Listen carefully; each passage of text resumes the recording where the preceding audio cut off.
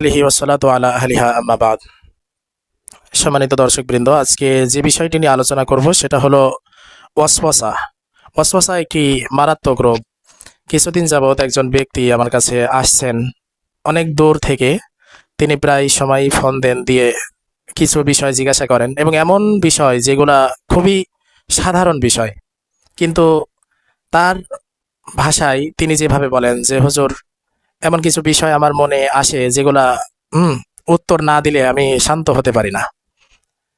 যে তার প্রশ্নগুলো ছিল এমন, তিনি বলতেছেন, আমরা কি এই কথা বলতে পারবো যে আমরা আদমের সন্তান? এই কথা কি আমরা বলতে পারবো? বা দুনিয়াতে আল্লাহ তাআলা পুরুষ নারী সৃষ্টি করেছেন, আমরা কি এভাবে বলতে পারবো যে পুরুষ সব এক, নারী সব এক? এ কথা কি বলতে পারবো?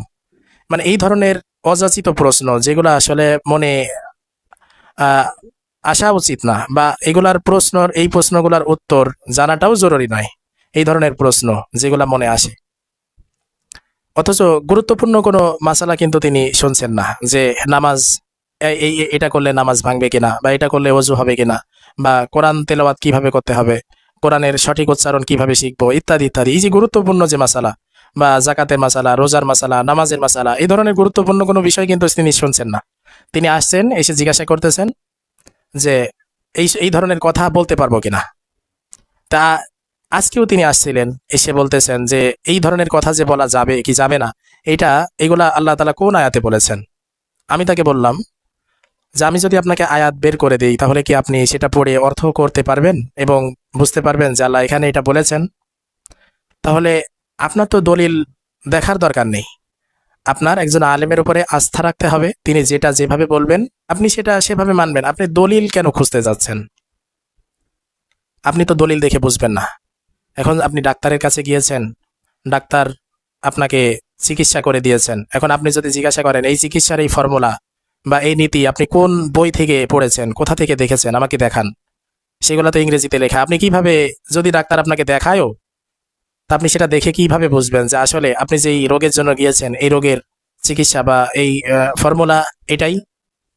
সুতরাং আমরা তো ডাক্তারের কাছে যাই যার কাছে আমাদের আস্থা বেশি হয়, যার কাছে মনে হয় গেলে ভালো হয়ে যাবে। তো একজন আলেমের কাছেও যখন আসা হয়, অবশ্যই সেই আলেমের কাছে আসার আগে তার ব্যাপারে জেনে শুনে তার উপরে আস্থা ভক্তি নিয়েই আসতে হয়। আরেকটা বিষয় হলো, মানুষ বেশিরভাগ দেখা যায় যে একজন আলেমের কাছে মাসালা জিজ্ঞাসা করার পর যদি পছন্দ না হয়, তো আরেকজনের কাছে যান। আমার সাথেও এমন ঘটনা বহুবার ঘটেছে। তালাকের মাসালা শুনতে এসেছেন, আমি বলেছি, বলার পরেও তিনি আরেকজনের কাছে গিয়েছেন, তিনিও বলেছেন তিনি আরেকজনের কাছে গিয়েছেন। আবার এমন ব্যক্তিও দেখেছি আমার আগে ৩-৪ জন হুজুরের কাছ থেকে মাসালা শুনে তারপরে আমার কাছে এসেছেন শোনার জন্য। তো আমি যখন তাকে জিজ্ঞাসা করলাম যে আপনি আরো তো মানুষের কাছে, আলেমদের কাছে শুনেছেন, তো বলতেছেন হুজুর তারপরেও মনে ইতমিনান হয় না, মনে শান্তি হয় না। তো এমনটা না করা চাই। অবশ্যই আপনি যেই আলেম, একজনের কাছ থেকে শুনুন, কিন্তু তার কাছ থেকে শুনুন যার কাছে শুনলে আপনার আস্থা হবে, যার ব্যাপারে আপনার আস্থা রয়েছে, বিশ্বাস রয়েছে। এমন একজনের হাতে নিজের জীবনটাকে সঁপে দিন। ইনশাল্লাহ তিনি যেভাবে বলবেন সেভাবে চলে দেখুন, ইনশাল্লাহ অবশ্যই সফলতা পাওয়া যাবে।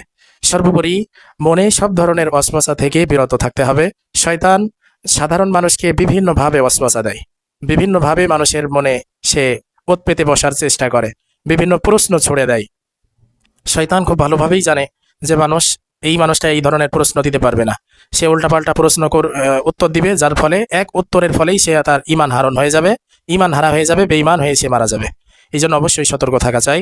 আল্লাহ তাআলা আমাদের সকলকে সেই তৌফিক দান করুন।